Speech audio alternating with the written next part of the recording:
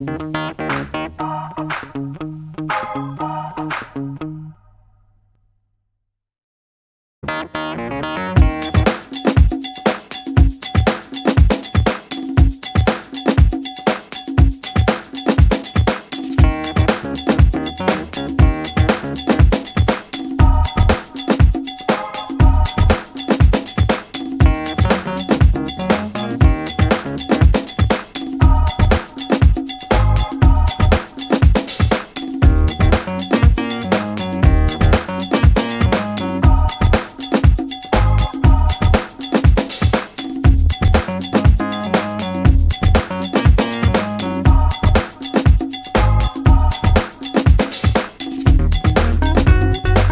the leave of the chair, where it's appropriate, I think we'll take the business case questions, because I think the two are contemporaneously linked, as you say. So, I think they are, and I think we probably should have done the other one first. But anyway, the questions that I've got, if we took out the HIF loan, and you may have partly answered this one, Blair, if you took the HIF loan out as an interest-free loan, in terms of where you landed on page 223, with Peacock 4 being the recommended scenario, if you took the fact that the HIF loan was interest-free and we went back and looked at the borrowings on an interest payable basis, would you have had a different scenario to the one that you've recommended? What I guess I'm saying is it the interest-free component of the HIF loan that tips the scales for the recommendation that you're making in this report for Peacock 4?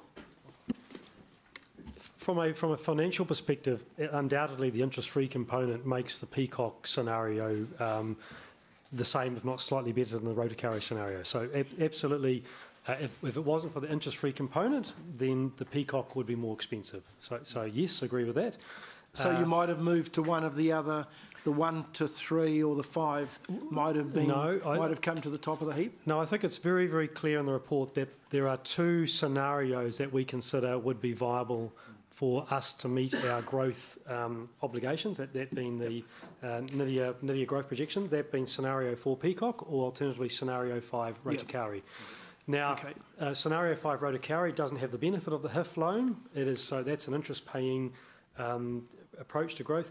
I think importantly, if you look to the non-financial aspects, because there's two parts to this, this is where Peacock starts to really come into its own. And I think Kelvin talked about the strategic, what I call the yield, so the amount of houses that the Peacock scenario delivers, and the potential for houses is greater than the Rotokauri scenario. So I guess you can't just look at it from a financial. So the Peacock delivers a very strong strategic benefit to the city, and I think importantly, because you've opened up the Peacock cell and you've delivered the yield within the first 10 years, you've also then cracked it open for the remaining portion beyond the 10-year period. Okay. So I've got some questions on that too. Perhaps the other, am I correct in assuming that the other risk in Peacock, as opposed to Rotokauri and the others, is that we're reliant on one developer? No. So we're currently working with 3 developers in the Peacock cell, all of whom have indicated that they would sign an MOU as part of the development. Okay. So that's not in any of our reports, is it? No, because we haven't yet got to the MOU signing with them. But we're working with them on that basis to move that forward. Okay. No, that's correct. Yep. Okay. Now I guess if I look at two factors that make Peacock viable or not, is that I guess the first one is the number of sections that will come on board. I'm looking at a 10-year window here, which is what we are looking at as far as our long-term plan is concerned. I'm looking at how many sections we're likely to sell in the first 10 years, and you've told us that the estimate is around 3,750. What I couldn't find in either of the reports is what we would expect to get back in the first 10 years in DCs, because I see the DC being the jam jar that we will fill over the 10-year period to repay whatever we can of the HIF loan at the end of 10 years or at the end of the 10th year of drawdown, because at that point we will need to go out and refinance what's left. So is it possible to do a little profit and loss account that says you know, 3,750 sections might yield, you know, I suppose if it yields about 60,000 per DC, take the GST off that, then we'll probably have been able to repay the HIF loan within the 10-year period. And I suppose I picked on 60 because that's the figure that does make it work. Two factors affect that. One, whether we will sell, whether the developers will sell 3,750 sections and bring those DCs to us, and whether or not the developers are prepared to pay in the vicinity of 60, which is significantly higher than what, on average, they're paying in other areas. Right, so... I'm sorry there's a mouthful in that, there's a lot on that question, so Calvin and I will have a crack at that. So I think, firstly, when you're thinking of DCs are collected across residential and commercial / industrial across the city. And so our DC revenue is made up of not just the or in this case, the Peacock cell. So you've got DCs from the existing part of the city, from infill, you've got existing DCs being collected from Rototuna, you've got DCs from Ruakura, you've got the Rotokauri industrial, there's a small bit of Rotokauri residential. So the DCs are coming from multiple parts of the city. Secondly, at the very, very back of your agenda pack, there is a development contributions policy report. I saw page that. 376 onwards. Hang on. But the DCs are actually covered in this report too. Yes, but page 225. Yeah, I think we just give a very small commentary there. We refer to the report. It's making reference to the report at the back, Councillor Rob. So, on page 377 of that report, it has a table outlining what the projected DC revenue would be by year under the Peacock growth scenario, which shows, you know, revenue. Sorry, where is it? Where is it? Page 377, paragraph 10. Sorry, page 77. No, 377. Sorry, okay. 377. And so. It's on 376, isn't it? Yeah. So on page 377, on paragraph 10. Yep. There is a. Oh, this is for the whole city, though, isn't it? Yes, it is. The reason I want to just touch it because it reflects the existing development contributions levies in place, and of course those are attached to consents which have a few years to run. It then also overlays a projected new DC policy based on a number of assumptions in here, which includes the new capital expenditure program, which also includes the Mayor's recommendations around the changes to the policy and the phase-in period of those over time. So I'm getting to your answer. And you can see that the DC revenue there starts at 17 million in year one, 24 million, 28 million, 31 million, and sort of holds around that level from year 4. And that is reflecting the growth projections that we have developed under the Peacock 4 scenario. And so if I then look at the Peacock 4 scenario, and if you looked at our growth projections, it shows a relatively slow take-up of sections in Peacock in the first 5 years. Because under the growth proposal, it takes us 5 years to build and open up Peacock Stage 2. Mm-hmm.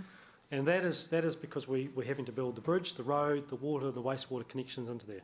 So in the intervening period, it is our view that we would like to allow some development to occur in Peacock on the basis that the major infrastructure is coming, but that the bigger development of Peacock will occur in the second half of the 10-year period. Mm-hmm.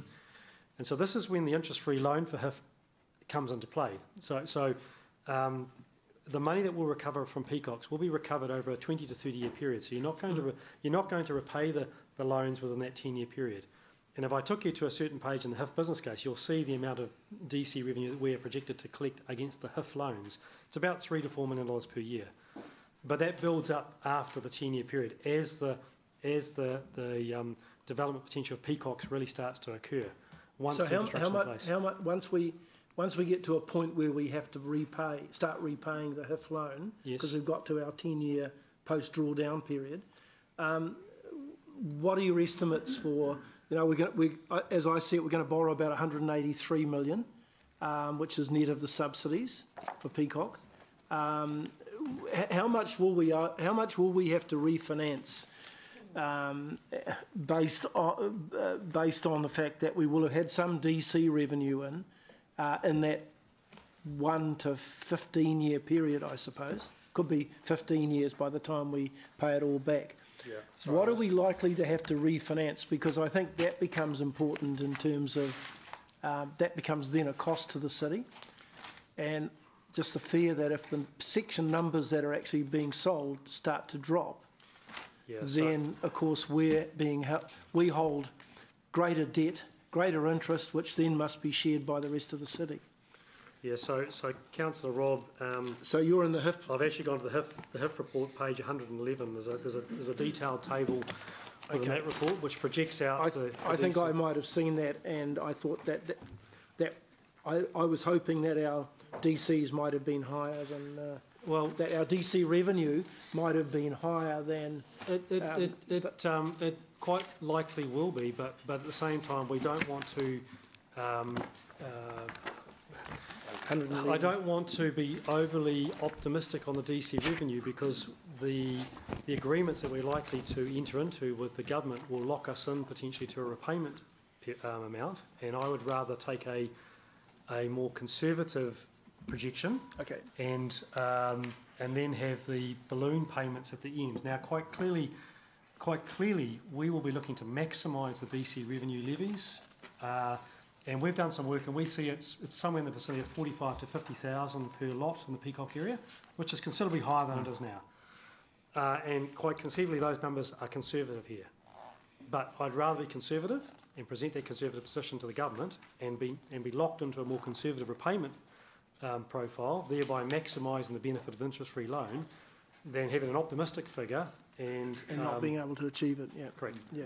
So a long answer to that question. Yeah. So, and it was a long question. I apologise for that. So you're reasonably happy with the projections that 3,750 sections will come to the market in the next 10 years. In the next 10 years, and the developers there are confident that they will be marketing that number of sections in the discussions that you've had with the developers? Because I suppose at a particular point the developers have got complete control over the supply of sections, despite the fact that we've pushed all the infrastructure there ready for them to use it. So this is about, so you did right, Rob, and they're always positive with conditions, on market conditions being a rider. But this is then about how we don't have lots of fronts open at any one time, so we actually drive the market to one area, as currently there's only really one choice in terms of road return, pockets. But that's about us making strategic decisions so that any development, well, the majority of choice heads south to that cell, so you get the DC out of that. So that's part of the argument around how we stage our opening up of fronts. We don't want to open up too many fronts at any one time. We want to be able to direct them into that one area. So that's some strategies we've got. I think the other thing too is that the drawdowns happen.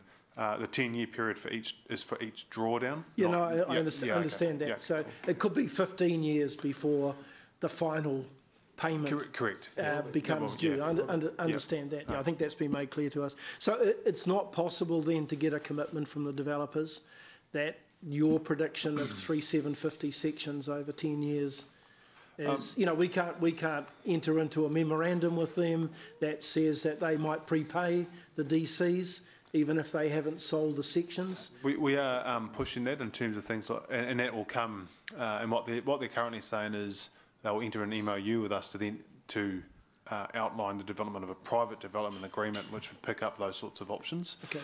And that will include how we will pay back DCs from them. And we are exploring all sorts of options where there is they're open to discussing that? They are open to discussing it, whether they agree to it or not. Rob, is a fair call. Okay. But we're looking at all those options, or even where they will fund the delivery of certain infrastructure requirements because they want to get ahead away faster, as current practice now with our PDAs, and then we remit back over time. So there's all of those options available to us still to explore. Okay. Look, I've taken enough time. Just one very quick question. You mentioned about parks and facilities, and I've probably lost the page number now. 222 was the page number. Let me go back to 222.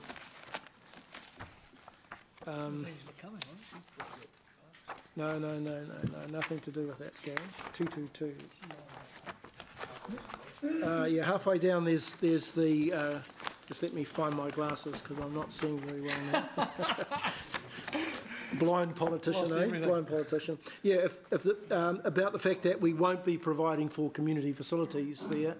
I guess the area already has a certain amount of community, we talked about a school before that hasn't been operating. I guess there are some community facilities already in the area that can be immediately picked up, so it's not a barren area without there being anything. That I think is one of the strategic advantages of the Peacock focused growth scenario, is that it regenerates the south and takes advantage of those, what you may consider underutilised community facilities and assets, Councillor Rob, in that area. So undoubtedly the Peacock cell will require community facilities, but we feel that for the early portion of its development, it can use those existing assets within the southern part of the city. Okay, thank you, Chair. Thank you. Councillor Paula. Oh goodness, I'm the only one left on questions, can't believe that. It's a long day. Just a couple. I did have a bit of conversation in the break, but I still think it's worth putting some of these questions on the table. In terms of how I was looking through the business case, when would we know, when could we know whether we would reach development agreements for things like helping get some of those amenities underway? Yep. Once talking to all the developers we've got now, yes, they're all happy to have an MOU to say they'd work towards a PDA. As soon as, if council adopts this for the LTP consultation as part of the budget, then we would be able to start in earnest with them around That's the discussion. private development agreement for those who don't know the acronyms, isn't it? Yes, correct.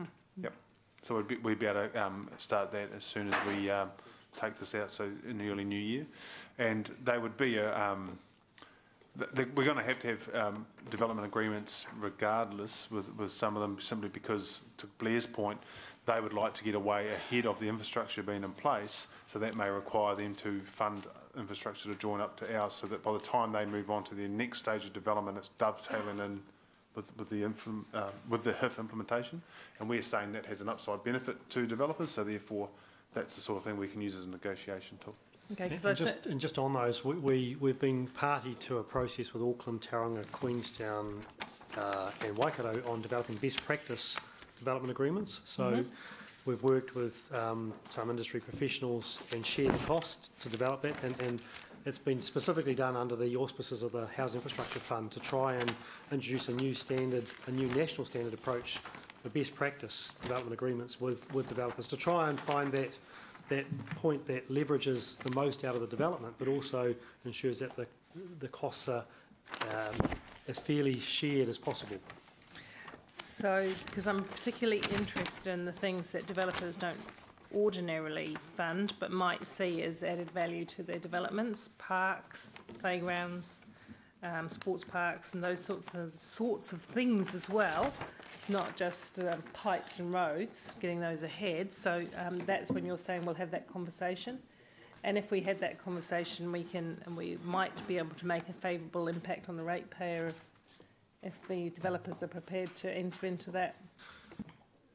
The answer is yes, and I think, Paula, we should also say that this growth budget assumes we're going to have a level of success in those negotiations, because we don't provide. Assumes that. It does assume that. We're not providing for the full acquisition of all land, for example, for the sports parks areas in the Greenfield. We're assuming we're going to have a level of outcome through that process. And to be fair, we have achieved that in certain other situations, and so we believe that we can drive that same outcome. Okay, so my question around that then is, given that Rotorua is still lacking some of the amenities it thought it was going to have in place, notwithstanding the decision that was made this morning about the hub, which will get part way there, will we be able to afford a good standard of amenity out in Peacock, plus finish off the amenity that we promised to the north east communities within this budget? If you go to page 202, where it talks about the 4 aspects of growth to consider, the completing existing greenfields in Rotorua, for example, is part of that completion of that sports park in that work up there in Rototuna.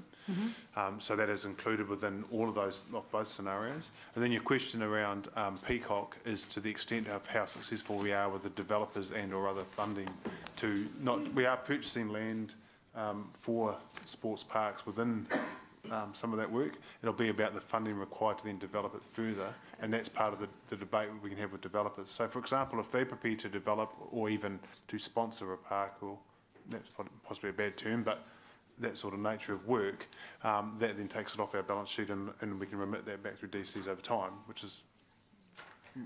works for everybody. So those are part of the discussions we can have and negotiations we can have. Yeah, I mean, that's what I'm interested about, Yep. because buying the land is one thing, but making the improvements on that land, and we Yep. haven't done, we've all admitted it, we've heard it Yep. said, we haven't done a good job of that in Rototuna, No, correct. Flagstaff And one so of the on. things that's been interesting talking to some of the developers who've got riverside areas, there are some parts of that will have to be vested to council because it's bank, on the bank, and isn't developed, and given its proximity to the gardens and to the other assets of the south west of the city that are available, there is still access initially. It'll be what do we do in stages beyond the initial that I think is the question, which is probably out for the next LTP. Yeah, and you'll have some requirements with Healthy Rivers as well. And my colleague is going to jump in. Can I just make a comment? There's $37 million in the growth budget for land acquisition and development in the Peacocks area. And the other thing is the Glenview Library is probably one of our more underutilised libraries and could withstand the use from a growing population in Peacocks. But Lance, you'd be fair to say that well, that's the case, there's some money, but that doesn't go very far when you look how much work there is to do up north. But in terms of the library, in that case, you'd want to put some money into that library. It's pretty basic and well loved, if you like, wouldn't you? I like to put money into all our libraries, but I think... We are, Lance, we are. Yeah, we are, yeah. And in the budget there's a number of improvements, security and other things, RFID and what have you. But there is, like I said, there is capacity for that library. I think what Kelvin's getting at with a sum of money in our budget, when we... I don't want to dive into too much detail. When we have negotiations with a developer, we actually have a little bit of leverage by having some money up our sleeve. For sure. And Blair would know, in the Rototuna area, we've actually, over the years, we've actually reached some, in my view, some good deals around land acquisition with various developers, and we're still working with a number of those people in the northeast around like the Rototuna CDP and the what's come out of the structure plan there. So I think we're in a reasonably good position, bearing in mind our fiscal situation. And I personally, I think $37 million is quite a good chunk of change to address some of the needs for Peacocks. Yeah, I guess I just want the assurances, and I think I'm hearing them that we'll be fair and equitable about the standard, a level of service that we provide to the new growth areas as well as the existing growth area that is up north. I think one of the things that this council already has set as an expectation when they adopted their principles that we will finish the existing growth sales to a certain standard as well, and that's been reflected in the budget. It's about fairness across the standard. Yeah, that's right. We've got to finish what we've got before we start the next one, is basically a key message. Sorry, I don't want to go into debate. I just wanted to get the question across. I've heard a couple of things. I've heard in the traps, as everyone does, that there are potentially people in the wings interested in private investment in infrastructure aspects of the new growth cell. How are we progressing? You don't have to give any confidential detail away about conversations, but how are we progressing and exploring the opportunity for other people to invest capital into infrastructure? Yep. So everything and anything's on the cards. There are a lot of entities out there that have expressed an interest in investing in infrastructure, and we're talking about national organisations as well as regional. So the more official discussions we've had is some work that Blair's been doing with Auckland Council regarding the Crown Infrastructure Partners and the development of a special purpose vehicle. That has the advantages of something that we can do now. I've also met with Crown Infrastructure Partners directly and sought their views as well, and we plan to have more work pre-Christmas plus a big workshop post-Christmas with them. The view there is they're looking at setting up a vehicle where they can encourage outside investment in council infrastructure, so that's third-party investment and so forth. We are also having direct discussions with other entities outside of that vehicle to look at that. I think there's huge opportunities to leverage private sector investment. Infrastructure provides a long-term enduring return, and it potentially, in the work we've been doing, is actually could be reasonably straightforward to do. But it's again, they want to see some form of commitment from council before they're willing to invest in that. Thank you. That did answer the question. So, but the other part of that question, if that's okay, is that at the stage that I was asking about it earlier on, maybe a month, 2 months ago, the detailed costs around the provision of wastewater services and so on wasn't known. Are we getting closer to know the detail of that? Because people want to know what it would cost in order to determine whether they'd like to make an investment there. Sorry, you're talking about in terms of the growth report here? Yeah, like say if somebody wanted to offer private investment into some of the wastewater aspects of Peacock's. Oh, we're having full. They'd need to understand what it looked like. What the. Yep. No, we're working on that. Yep, absolutely. It was very high level last time I asked about it. That's why I'm raising it. We're having very detailed conversations with some groups. Okay. But we're not at a detailed enough level to actually have something formed up yet. But they've got all the information. Okay. Well, I'm happy about that. Just a couple more short ones. I'm just going to ask the question because I've been quite consistent about this. With these new growth areas, it is my lofty expectation that it will not only meet, won't be a supply and demand issue only, that it won't be all about the numbers of houses, but there will be some affordable houses in that. Now, every time I ask how I can be certain of the price points of those houses, I'm assured that it's coming, and it still hasn't come as far as I can see. I haven't quite understood. I want to know how many houses at the entry-level price we're going to get from this area. I know you can't force developers to build cheaper houses per se, but we do have some levers. So how can we have the confidence that first home buyers and also people can get out of their big house and go down to a smaller house? Yep. So you're right. You're first right. We can't demand that they do that. But through a PDA, and you might be able to leverage through a master planning process a desire around a market for smaller houses. So, for example, when staff first put up the SHA policy, it was based on a footprint size, knowing that a smaller footprint size actually enables the lower price into the affordable market. And that also meets with some of the discussion we had today about the modelling of the growth numbers, because we said we know, and the Nydia low identifies that Hamilton requires smaller household footprints, so more dwellings to cater for the same number of people. So rather than 2 or 3, rather than the 2.7 per house that we traditionally do, you might only have two people per house or 1. So there is that demand there. So we can use some of those tools to try and influence. And when we look at some of the work that you've asked for and that we've been pulling out of our indicator reports, when we look at we were able to show that the median house price, there's definitely 50% or more that are in that affordable or below that median house price. And when you look at the breakdown of that, I can share this with you all to give you that story for this purpose. A lot of them are in that apartment or flats. So there is what we're trying to say is there is a market for that area, and there may be through the master planning process where we look at a wholesale with a developer to actually convince them that there is a requirement for that and get them to go away. And you'll notice that there is a guy, developer like Andrew Yeoman, who does do smaller footprint price properties, and there is a market out there that are providing not as much, but there is a market out there. And the other aspect is we have spoken to the developers in Peacock, and they have talked about multi-unit dwellings, duplexes and so forth. There is a need for them right across the city, and they acknowledge that.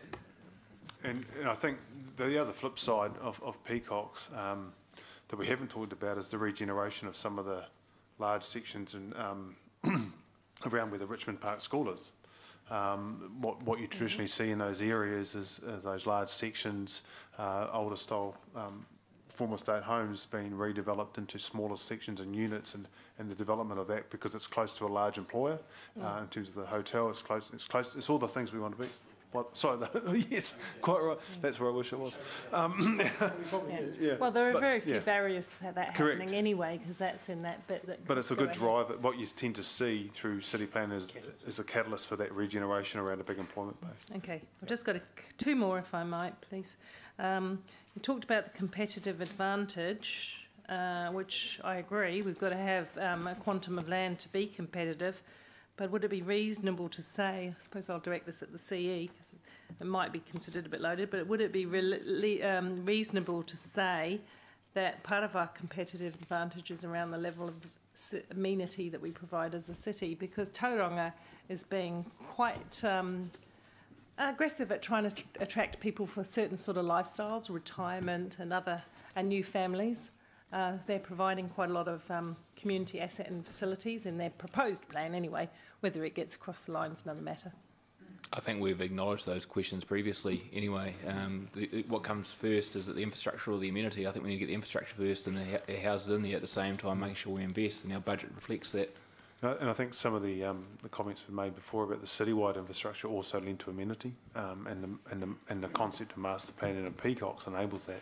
You know, because the transport infrastructure requirements also include cycling and pathways and all that connectivity into the CBD. So effectively, in a straight line, you're less than 5 kilometres into the CBD and into the hospital, into the university and all those areas. So it does, from that perspective, and then the other citywide growth is also about decreasing traffic congestion, making roads safer, providing for that very infrastructure we need to enable some of that type of amenity, as well as, I know your point is more around community-based amenity in terms of facilities and those things, but that's certainly still part of an overall city amenity. Yeah, look, Yep. you know how I feel about creating a livable city, and you talk about that in debate, I'm certain, more than once, no doubt. Last question. This proposal is very front-end loaded. The bridge is quite expensive. Remind me how much the bridge was? 113, I think it is. 130, yeah. I assume, Mayor Andrew, that's going to be a standard bridge. I remember reading a story about some fancy, very expensive bridge. We can't be doing that, can we? Wairy Drive. A Functional bridge at the... Still be a good design. Sleek and elegant. Yeah. Wairy Drive. Yeah, No, so- I'm just making the a point. concrete masterpiece. Some nice railings on it. Yeah. Inspired. Just my comment on that. My experience on that is council will want us to bring that before them to just show them what we're looking at and get you buy into it. So. I guess the point I'm making is that if times were buoyant, we'd be looking at cherry on the cake kind of things, but we're not looking. You're assuring me this is the minimum cost for a decent, functional, what did you say? Functional but elegant bridge. I think there's no gold plating on the bridge at all, and I think all of the capex that we've got into opening up Peacocks is there's nothing flash about it. It is just what we need to open up and get the cell operating to a desired level. Okay, and just to my final question, if you were able to push, if you were able to push some of this cost back a couple of years, not like it's all in the first 5, like you've said, but realistically it's not all going to get underway straight away because you've got all this work to do with developers, etc. So it's going to make a difference to the ratepayer every year that we can smooth it out. So is that possible? So if we stand back and look at it, the citywide expenditure, which is a large portion of the early part, is needed to respond to the growth that's occurring in the city now. So that's the water, the wastewater, the headworks. And as Chris and Andrew have said, that work has been planned for many years, and we're at a point where we're ready to move into construction phase. The housing infrastructure portion, which is the other front-loaded part, is subject to the 10-year interest-free loan. We've already phased that back to take a more practical deliverability lens through it. But bearing in mind, the Housing Infrastructure Fund is all about bringing forward infrastructure by 10 years for things that were outside the long-term plan to enable houses to be delivered earlier. So that's the entire premise of that spend, and we've looked at how we can deliver that. That's the expectation of government, is that this is to enable investment sooner rather than later. Absolutely, absolutely. Okay, so today... One last aspect to it, if we didn't invest in Peacock, it wouldn't have an impact on the 15.5%. So if we don't have Peacock in our budget, we still need a 15.5% rates increase. Yeah, but we'd have some debt funding and things leveraged there, wouldn't we, without so much growth? But that's just by the by. Just Lower debt, but no impact on your rates. that's right. Unless you'd borrowed against that. So, but just an interesting last point. If we pushed for a longer, I'm being no more naughty than anybody else today. If we pushed for a long, I know, I'm on a roll. It's just so important, and I promise you, this will be my very last.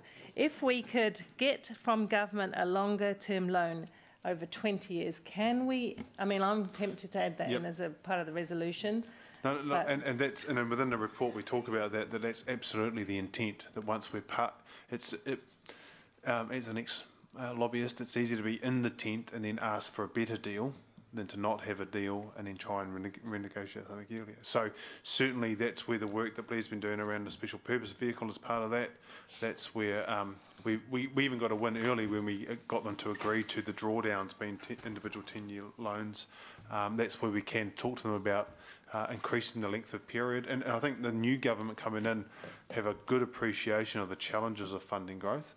And even the Kiwi build, which is actually something I neglected to mention before around the affordability issue, is how does Kiwi build help bring cash flow certainty to the developers for a certain level of their houses being at an affordable level to then enable them to get ahead quicker, which then enables us to get our DC paybacks. So there's a nice leverage there as well. So all of those tools are available to us, and the lobbying effort that the Mayor and even the fuel tax that you did today is all part of leveraging on top of on the HIF. Yes, at least another questions, but I'm not going to do that. Going to be fair and let someone else have questions. That's one more for what I No. No. Hey? But I hope you noticed I asked questions. I didn't give such long preambles to my questions, right? Ready for a far less sophisticated line of questioning? Right, okay. After we've signed the deal, say we sign the deal, are you suggesting that we can carry on negotiating? Yes. You sign a deal, but I would imagine any government is open to any opportunities that we can bring them, particularly for more housing. And if we were able, I believe, this is a personal opinion in my experience with working with governments before, that you can sign a deal, get what you need, and then come back with a better deal. And if it works for all parties, I think they would look at that. And certainly the signals we're getting from governments that they are looking at. Just to be clear, GMs, when are we actually signing the deal? Certainly not till it's been adopted by this council and the LTP is signed off, and at that stage there was then go. So we've still got time. We're talking about a lot of negotiation, discussion, even before we even get near wet ink on a deal, right? Yep. So we've got every opportunity and every intent. In fact, Calvin's picking up that conversation tomorrow in Wellington with the Minister, talking about extending the period, looking at other opportunities. The blending in of Kiwi build is, once we had a conversation about fuel tax and put that one to bed and got acceptance, Calvin's moving on to the HIF fund with Minister Twyford tomorrow. So. Right, so we might have more information by the time we actually get to discuss. No, absolutely. Yeah, great. Okay, good. Thank you. No, that's good. Can I just be clear though? At the moment, what's been presented in the papers is the deal as signed off by Cabinet.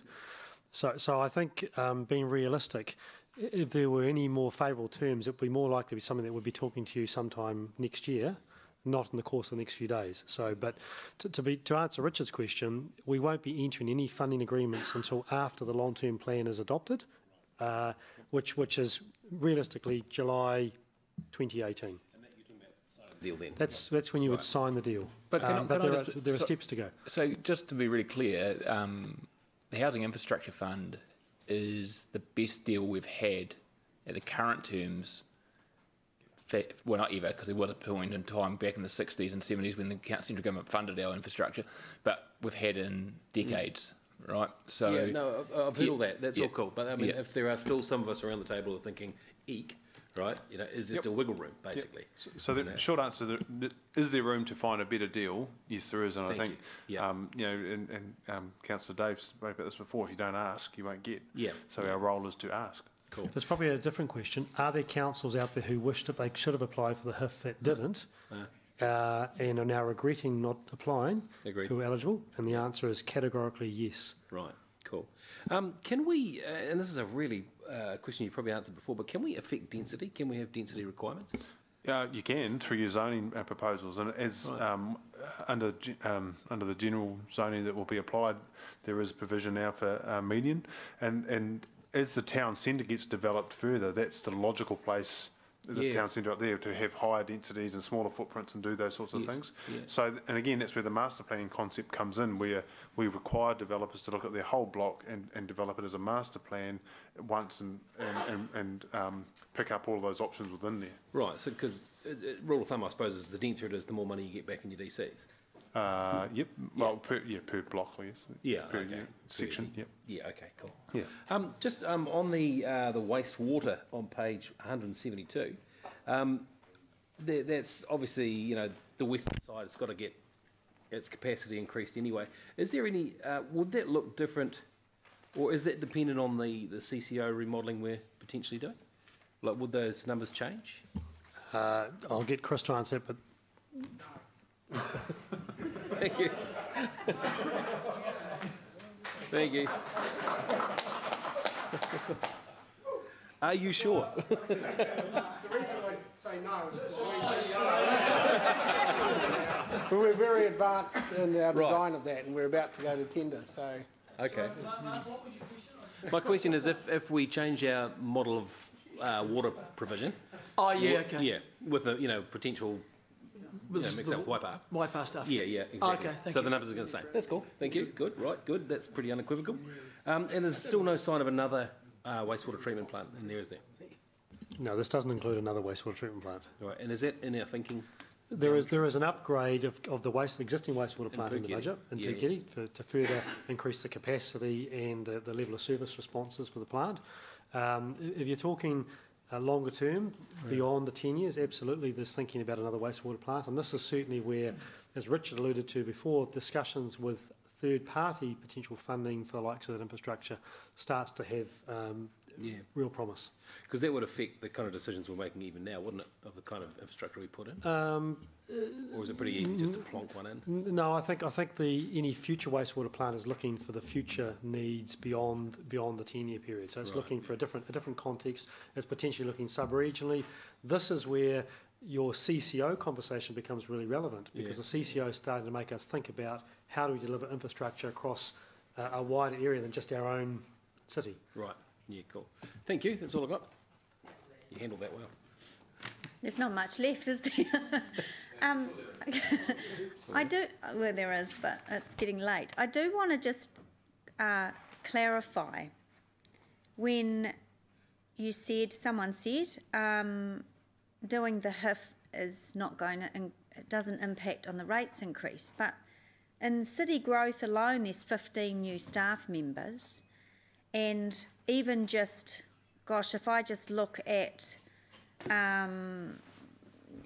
personnel costs from the current LTP to fourth year to this one, it goes up by $7 million, nearly $8 million. Surely you're gearing up to take on the HIF with those staff. Otherwise, if we get the HIF, you're going to have a whole lot more new staff come on board, a whole lot more. So I think it's a little disingenuous to say that the rates isn't impacted. Can I respond, or are you going to respond, Blair? Or Kelvin? Who's going to respond? You respond. I'm responding. I'm taking You're in the ownership on this one. chair. Okay. So you go. So you have a go. Well, how condescending. Basically, it's late at night. I make an apology. So the additional staff in the growth area are city growth, and in Chris's area are related to the increased work program coming up. They will be capitalised against the cost of the project. And if they're capitalised against the cost of the project, they form part of what we're going to seek the HIF funding for Peacock. So they're part of the overall project budget. So from a rates point of view, the 15.5% is to cover costs of existing growth in the city. And we've also got, but we could, if we weren't worried about balancing our books, we only need about 12% rates increase to cover the debt capacity required to fund our capital program that's currently included in this document, which would change plus or minus the level of investment and decisions you guys make through the next few days. So so thank you. So the answer is yes. Because I do get concerned when we make very broad statements around the fact that growth isn't impacting it, because you've just told me that just on one line item, personnel costs, that actually it is.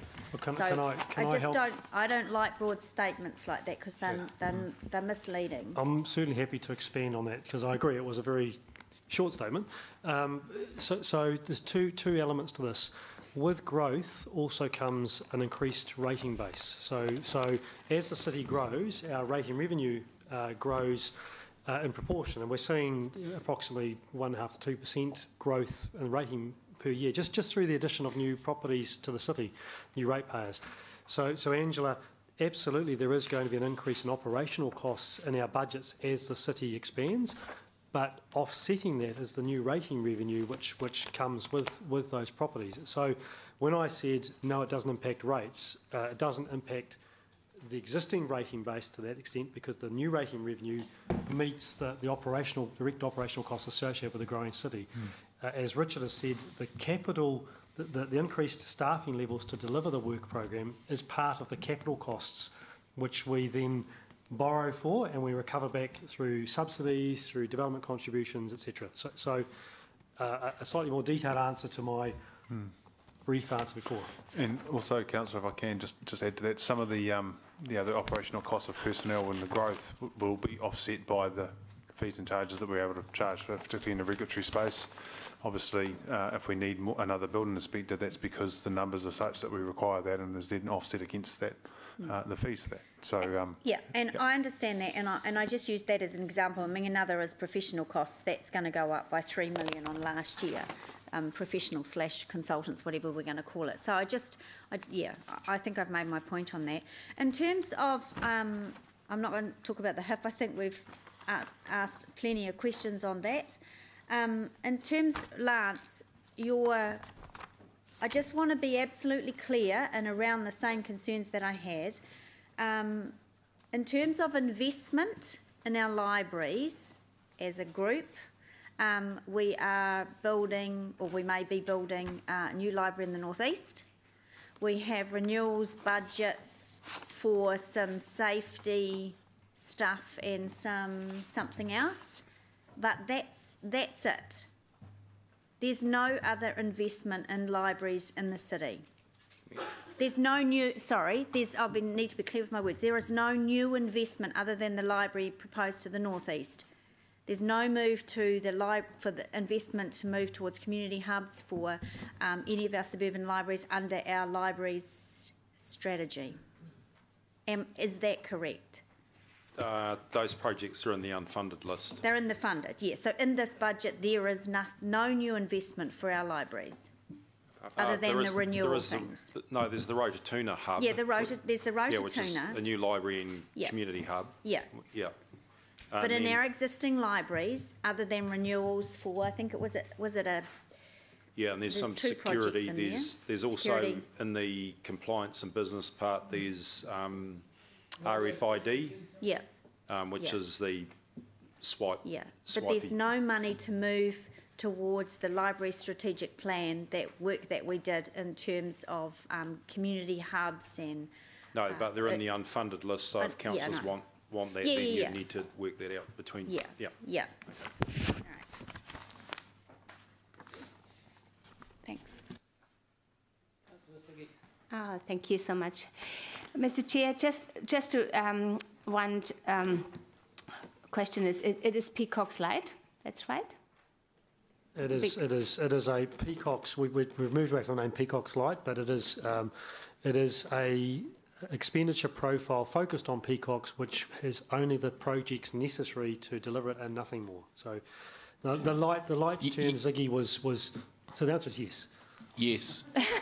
Yes, it's the bare minimum. Yeah, bare minimum. Okay, just checking. Okay, the other thing I want to ask is just that's more general one, but it's got to do with Peacocks, or with building a bridge basically, and that's I assume we get a quote from we get quotes for the bridge. Quotes. Do I speak proper English? Quotes. Yeah. You looked at me like.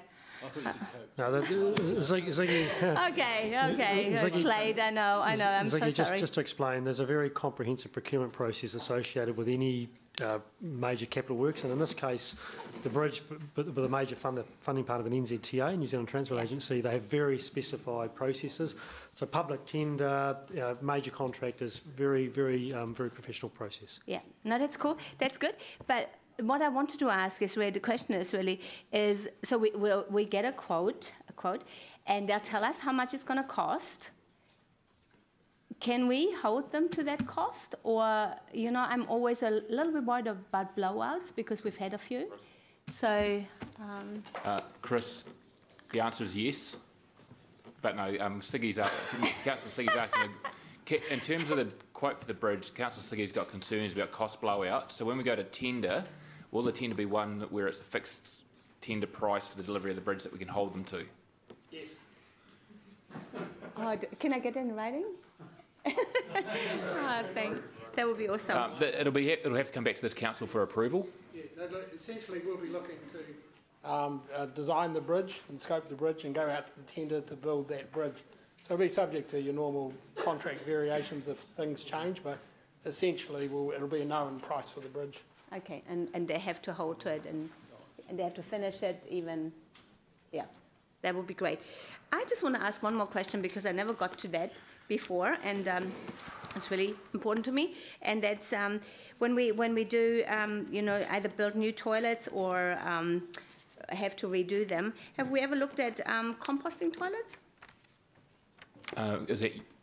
Who is responsible for toilets in terms of our public places? Is that you, Lance?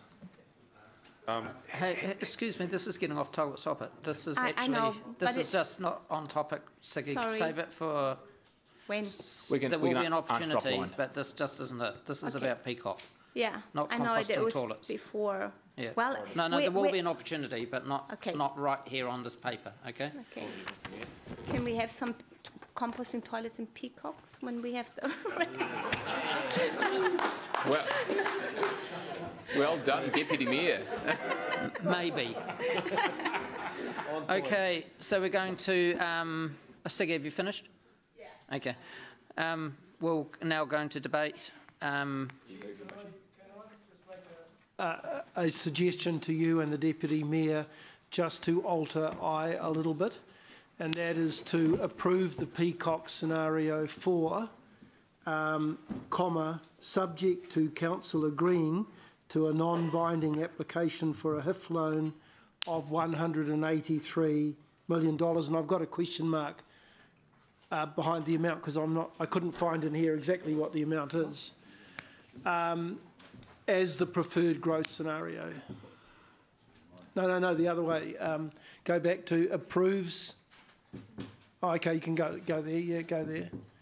As the preferred growth scenario, subject to Council agreeing to a non-binding application for a HIF loan of, and I'm not sure of the amount, but I think it's 183 million, isn't it? I think if you wish to put that in, Councillor Rob, I'd be suggesting we talk about the $308.4 million, which okay, well that's fine. Which comprises an NZTA subsidy of and a loan of. Okay. So can you just repeat again? Yeah, sorry. Subject to Council agreeing to a non-binding application for a HIF loan of, and then the amount, 308 million, is it? 308.4.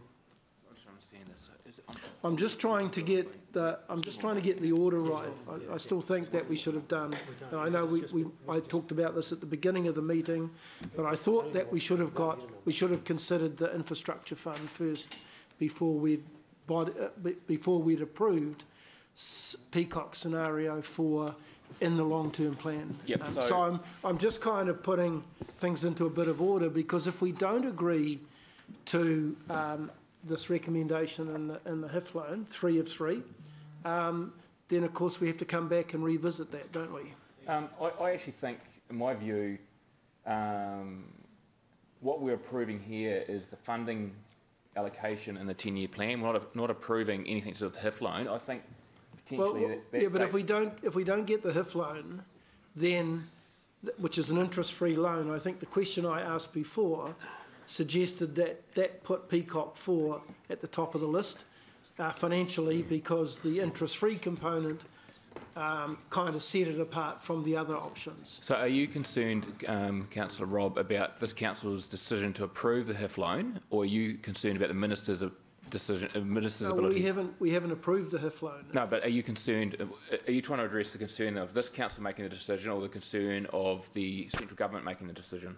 Well, I suppose it could be both. It could be both. I mean, the next step for us is to consider the recommendation in here, which is us going to make application for a non-binding loan. This is on page 3. So just drop the values out, Blair, is a bit easier. Yeah. Approves the submission of a non-binding application to the Housing Infrastructure Fund, including approving the detailed business case to advance Leeds strategic infrastructure funding for Peacock. Can I suggest, Councillor Rob, that we, subject to council agreeing to the non-binding business case, is it? What's it officially called? Non-binding business case, non-binding housing infrastructure fund business case. And then not reference the values involved. The reason I'm not saying not referencing the values involved, we're always trying to get a better deal out of, and so it's probably just say the subject to approving the non-binding business case, housing infrastructure business case. If you're satisfied with that, it achieves what you're trying to do, but leaves us the flexibility on the message. Yep, okay, no, I'm comfortable with that. I'm just trying to put things in the right order, but it's a question of the Deputy Mayor and the Mayor agreeing, given that it's their motions. Yeah, whatever it takes. Yep. I mean, Consider something else in there that I didn't have time to put up. I'm really just trying to get the order right, and I don't think we have got it right, but I'm told we have. But I just really, if tomorrow or whenever we consider this, if we decide not, if we ask staff not to advance this, then of course, well, we're going to have to come back to that anyway, aren't we? But I'm just leaving that. Yeah, and I'm happy to... I don't want to say that we've approved it if we've got to come back and revoke what we've approved, I think. Is that an amendment, or is it just No, I was asking the mover and the seconder if they were happy just to put that in there. It just kind of qualifies it. But I'm agreeing. I'm happy. I'm happy for okay, let's get into this, guys. We're in debate. May I ask a question of the movers and seconders, yeah, please? We've got our seconder. Can I ask a request of the mover and seconder? You happy with the change? I'm very. Thank you. May I also ask a request of the mover and seconder? You Try can say no. Pardon? Try your luck. Well, I thought I was going to. Would you be prepared to move an additional one, noting that we it's just to put it in the public realm and show that we're serious, that we negotiate with government for an extension of the loan from 10 to 20 years? No, I'm not prepared to do that. I worked really hard to get this. I've done multiple trips to Wellington. I went down and basically asked the new minister very nicely, with Richard beside me, and he said he'll honour it. It's not their policy. We're doing really well to have a change of government where they're going to stand by what another government set up. And I'm not going to go back and ask the minister to double the deal. Thank you, you've made a point, and I'll talk to that in debate. Thanks. Where the business case works how it is. This is a business case. I'm in debate. Yeah. This is a business case, and this works how it is. It's a 10-year package, and the money comes back in to pay for the investment before the 10 years is up. So it stacks up on its own merits totally. Who's the second speaker? No one else? Shall we go to the vote? Councillor Paula. Trying very hard to push us through very quickly everything, but I'm afraid I'm going to just have to stand firm. I would like to, I won't be able to vote. I do want to vote for it, and probably I will vote for it. Having said that, I just am very disappointed that we don't make a public statement through our resolution around pushing. We've all agreed that if we got a 20-year loan, it would make a huge difference to the ratepayer and the affordability of present ratepayers to fund growth. and we're not prepared to put it in. I know you have that view, Andrew, but I don't share it. I think that we should be looking for more favourable terms. Look at Al. Al is covers you. Al says it. Exactly what you It's want. very vague though, and I was asking for you to be more specific, but you haven't, but that's fine. Okay, so that's 1 for, 1 against. I know you were going for. That's 2 for. We need one more. James is next on the list. Thank you, Chair. I still find it hard to believe that the HIF and peacocks will not affect our rates. And if the peacock area does not reach its full potential in that 10 years, I think you can bet your bottom dollar that it will affect our city ratepayers. Paul has brought up before too about the lack of amenities in the Rototuna area, and there's no plan for amenities in the Peacock area either. We're going to have to spend a lot more money for amenities there. The proposal is full of a lot of assumes and assumptions, and you know what they say about the word assume. I won't add any more there. But Kelvin was saying that it's not going to be flash, it's going to be an area just enough to open it up. There have been a few new development areas around New Zealand that haven't reached their full potential, and councils and ratepayers in those areas have had to sit there and hold the baby. So there's still a lot of money to pay back, how much it is now. It was 304 million or whatever else. But there's still a lot of money there. Look, I'm kind of concerned because Peacock and the HIF, could it be our golden goose? It turns out to be the rhyme of the ancient mariner and put an albatross around our ratepayers' necks. I'm still iffy whether I'm going to push yes or no on this one. Dissuade me. Councillor Ange. Sorry, Rob, sorry. Are you doing for or against? Well, we don't know where we are because there's 2 people who've spoken who are swinging, so... I'm not sure where I am either. Look, I'm struggling with this too. The Mayor's comment that it's going to repay itself in 10 years is not the answer to the question that I didn't say that. I said it's a business case that stacks up on its own merits. Okay, I know you said that, but I thought you said that it was going to repay itself in 10 years. No, okay, it's a business all right, I'll case. take that. My error then, because that was certainly the answer I got from Blair, was that it would not have repaid itself in 10 years. I think both Angela and James have identified that there will be cost to ratepayers, and I just think of the day the bridge is built, there's $1 million worth of depreciation each year on that bridge, whether it's a bridge taking any people over there. And so we'll have that cost already to the ratepayer, irrespective of whether we capitalise other revenue costs to the project. My biggest worry is what legacy we will leave to the council, whoever they are, in 10 years to 15 years' time, if we have ended up with the albatross from the rhyme of the ancient mariner. And that's just because the risks are great.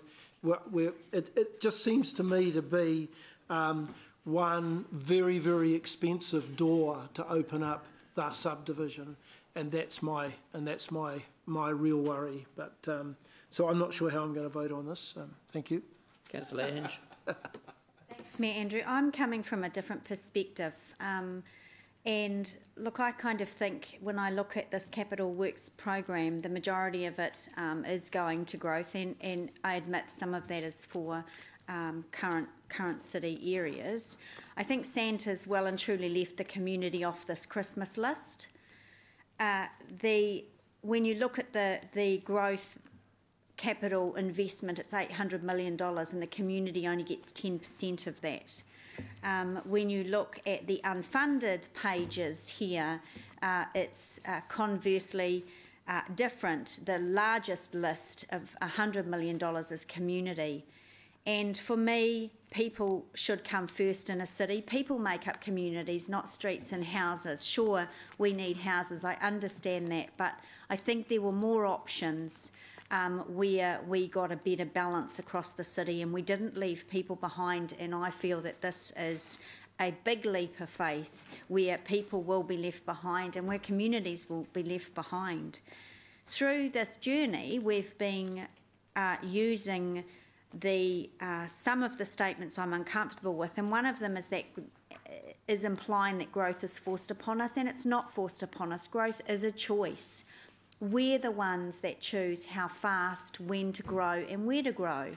And this is a choice, and this is a priority that the Mayor has put forward, and he's been consistent on that.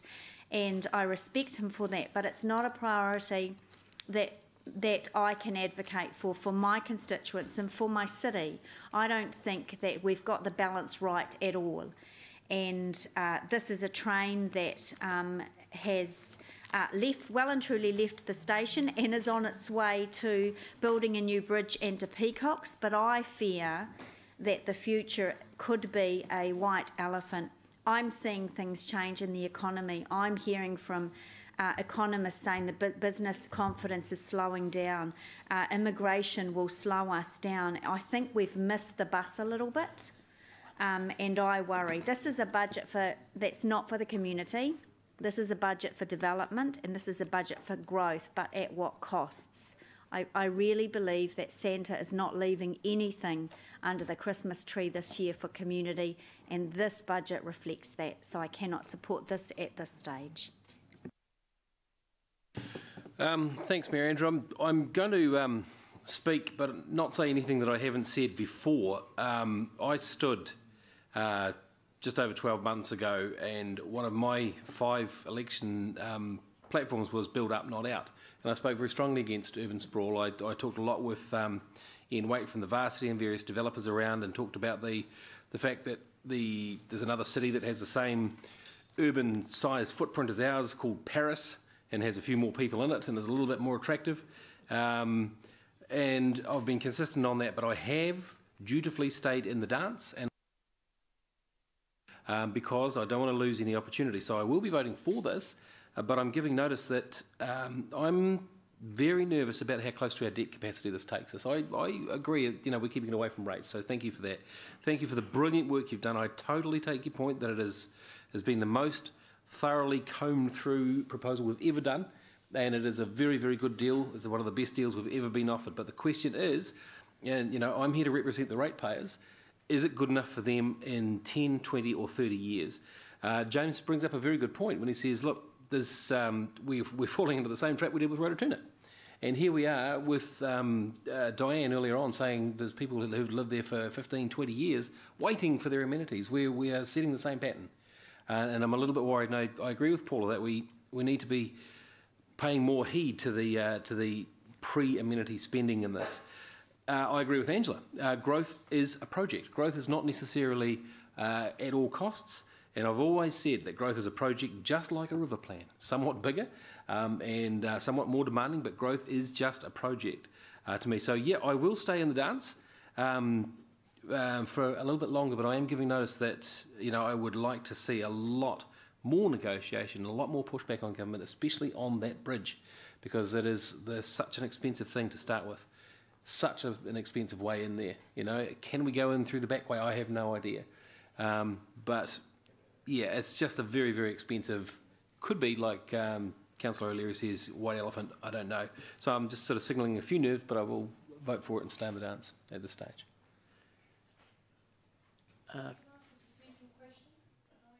Can I just? I'm a bit confused about potential procedure, because I had some great sympathy for what Rob was saying about order. So, hang on, stop. I'm Just asking come straight out with your question. We don't need procedure. To thank you. The procedural question is: can I move that this lay on the table pending that we get to the report, the housing infrastructure report first? Because I think a lot of this debate is very useful. Going past the procedural motion, I'm asking. giving the reasons now. Let's not be pot and kettle, shall we? Well, you've had a chance to speak for about 35 minutes so far in this, Paula. You can test the procedural motion if you get a seconder. Oh, well, what I'm suggesting. We've got a speaking. I would like to move that excuse me. I'd like to move that this. Thank you. That this lay on the table till we have the other growth report. Have you got a seconder? As Rob had suggested earlier. Have you got a seconder? Okay, moving on with the speeches. Dave. I think the time to move a procedural motion, Mr Chair, and I'll say this is the start of my speech, to be morally right is to do that before you've spoken, not speak and then do it before other people have spoken. That's a message to Councillor Southgate. Look, this council has been promising to open up Peacocks for all of its 26 years of existence. Those who've been around that time know that that was a promise made by the then mayor right at the start of Peacocks coming into the city in 1989. It was actually the only extra bit of land of any substance that did come into the city. Otherwise, Hamilton was as it had been for 50 years before that. So, and during that time, we've had numerous elections where it's been an election campaign issue, in the West especially, but actually for the whole council, and where promises have been made, and for good reason not been able to be kept because it's been so expensive to open up Peacocks. Now this time, we've had the first opportunity we've had in all of those 26 years to actually do something about it in a realistic way. Yes, it is expensive, but it's not that much more expensive than Rotokauri. And when you talk about the number of sections you're going to get for it, it's a whole lot better per section. There's a higher upfront cost, but not that much. There's a huge stormwater system that has to be built out at Rotokauri. So the people that are talking about saying that that should be first are forgetting that and forgetting that it's only going to deliver less than half the number of sections at the end of the day. So we have to start thinking, and some other people have talked about this idea of thinking a long way ahead. Well, I think we have to think a little bit further ahead than some of the speakers here have done as well. What is the best bang for the buck for the city? Because there's one thing for sure, is we cannot stop growth. We can direct it in the right way, in the right direction, upwards rather than outwards, or do all of those sorts of things. But we're not going to stop growth. The last council for 6 years said growth will be at this level, and that was the policy. Well, that didn't stop growth going at that level. And that's what's actually happened to us. And it got so bad that we, for a point in time, we had very few sections on sale in the city because the last council, and I'm not blaming them, but through the circumstances we had very little spare capacity for growth. This is talking about creating some capacity for growth and planning quite a bit further ahead than we have traditionally done in this council. I think that's important. I think we also have to look at a few facts here. Angela's talked about, quite correctly, the $100 million worth of capital, community capital projects that are on the list that are not funded. Actually, if you want to look at the biggest area, it's transport, because there was, when we came up with a $440 million program of work that really needed to be done, in our opinion, and that's been more than halved in what's in here at the moment. So there's $220 million worth of transport projects that are just not being put up because it's not feasible to fund them at the moment. Every part of council's activity is suffering because of the financial constraints, but it doesn't mean to say we shouldn't be planning for the council in the long term for where we're going to go. Mark, you talked about building up, not out, and that's very laudable. And in actual fact, this city, with 51% infill, actually higher than that in the last couple of years, is growing up more than out, more than any other city in New Zealand at the moment. Maybe we should be doing more in that area, but we're still doing pretty well by comparison with the rest of the country. The green fields we're going into is essentially the green fields that we have to go into. We have to do that somewhere. We're doing as much infill as possible, and that's bringing its own pressures. If we went any faster with the infill, we'd be getting into a lot of trouble in that area as well. So I think we've got a fairly good balance going there. People are saying, well, let's not make, and James mentioned this, let's not make the same mistakes as Rotatuna, and that's important as well. Remember, when we started Rotatuna, we had no promise, no guarantee from the Ministry of Education for a single damn school in the whole area, especially not a high school. It took many years after Rotatuna started getting houses, they finally came through with that high school there. There's already land agreed to be bought by the Ministry for a high school, the most important piece of infrastructure in that area, plus a couple of primary schools long term in Peacocks. So that sort of work and that sort of necessary support is happening around the place. Sure, we can plan for more things, busways, cycleways, gully systems are all planned for Peacock. They're all actually in the plan, and they're going to be funded as part of the development. So I think that people shouldn't look at it as though it's going to be sort of a slum on our southern doorsteps. It's actually going to be a well-planned suburb, and a very large suburb that's going to contribute to the city. And that's why I believe we should take the opportunity. We can manage it just. We should take that opportunity, and we should say this is part of our legacy for the city for the next 30 to 40 years. Councillor Garrett. Thank you. I'm speaking in support of the recommendation. It concerns me that people are talking about we're doing this because we've made promises in the past. Yeah, well, that's a tiny part of it, but the actual reality is we need the blimmin' sections. We are short of sections. This is going to release some sufficient this is going to help us overcome our shortage of sections. We've been clearly advised, and I believe this, that this is the most economic and high-yielding option we have. We have other options, but they don't. We've been told they don't stack up as well as this. And I really get concerned when some of our councillors around here start talking about it's about the people, it's about the people. What could be more fundamental about the people than having a blimmin' home? A blimmin' home. And I would say bloody, but I'd get told off. A bleeding home. I mean, yeah, cafes and whatever a community hub is. I don't know what a community hub is, but community hubs, libraries. For goodness sakes, the first thing is a home. And that's what we're talking about, homes for people. So I'm not sure what sort of elitist bubble some of you people are living in, thinking about theatres and parks. What about a bloody home for the kids and mum and dad? Gary. That's what we're talking about. Gary, Bleeding. Phrase it. Bleeding home, which is the same as bloody. Thanks. Bleed and blood are the same thing, for goodness sakes. We're going to the vote. We're going to the board to vote.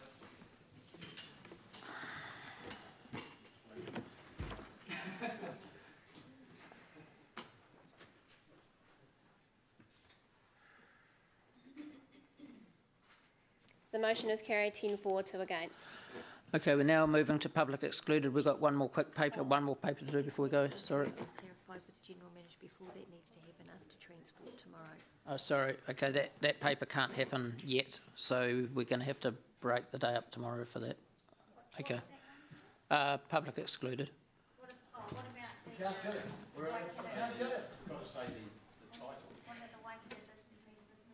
So that's included in the discussion of under N, potentially, in the 10-year plan. That's correct. We've got a few more minutes. Shall we get started on transport improvements plan? So that's M. Well, it may go straight through. I don't know. Let's test it. So M. Well, if it won't, we'll still stop when we're done, but... Stay the night.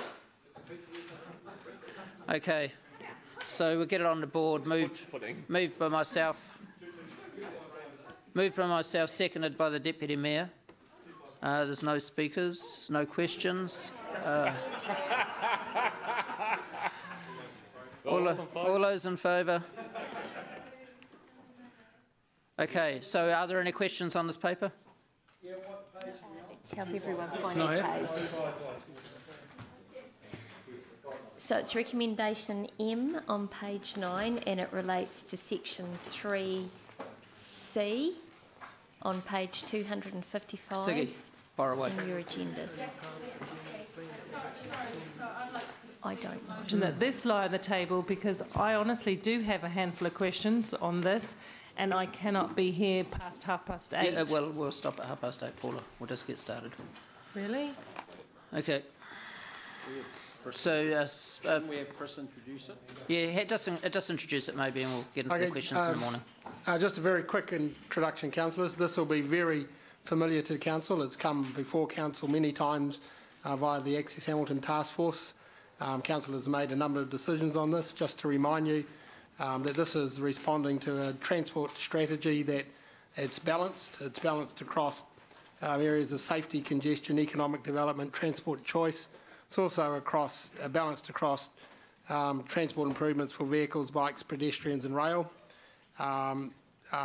Just remind you that when you're looking at the program on page 260, that we've made an assumption that we'll get an NZTA subsidy on all of the projects there. So you can, the dollars you're looking at are gross figures, so our council share will be half of that.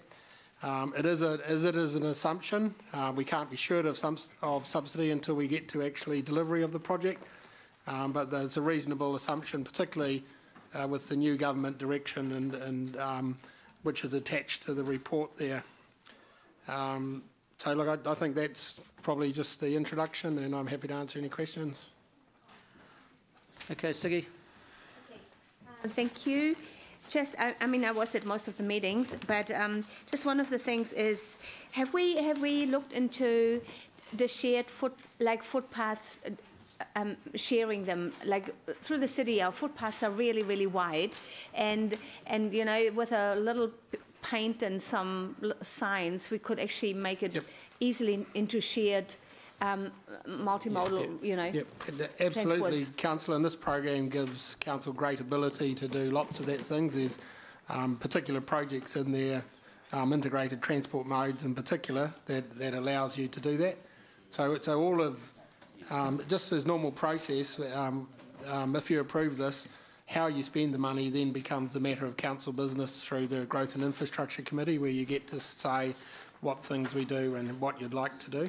Okay, thank you. That's all for now. Councillor Ange.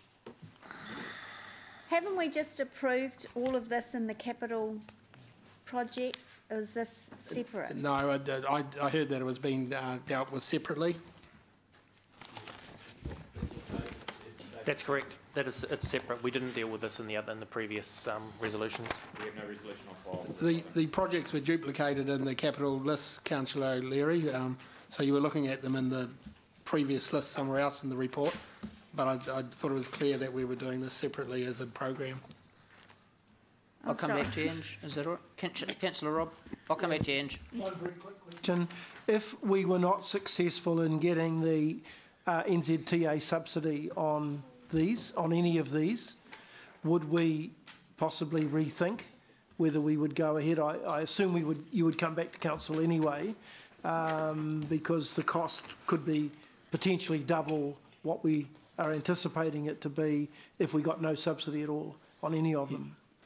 Yeah, it's pretty much business as usual. Like in the past, we make assumptions as well, and if we don't get the subsidy, it then comes back to council on just how they would want to spend the local share. Okay, thank you. Councillor Paula. No, I'm not going to do it, Mr Mayor. I think it's now 8:30 and you assured us we could be gone. I am interested in transport. I do want to hear what other people say. Can I speak? Because I'm not going to grizzle. Excuse me, I do want to hear... Well, hang on. We're moving extension to the end of this paper. Is there anyone to second that? Oh, for goodness sake. So you're going to ramrod this through at this time when you said we'd be done at 8:30? Well, happy to stop if you want to. I would like to stop. I've already suggested that. Yeah. Okay, back at 9:30 in the morning then, guys. We'll just keep this paper open. Thank you. Just a quick intro.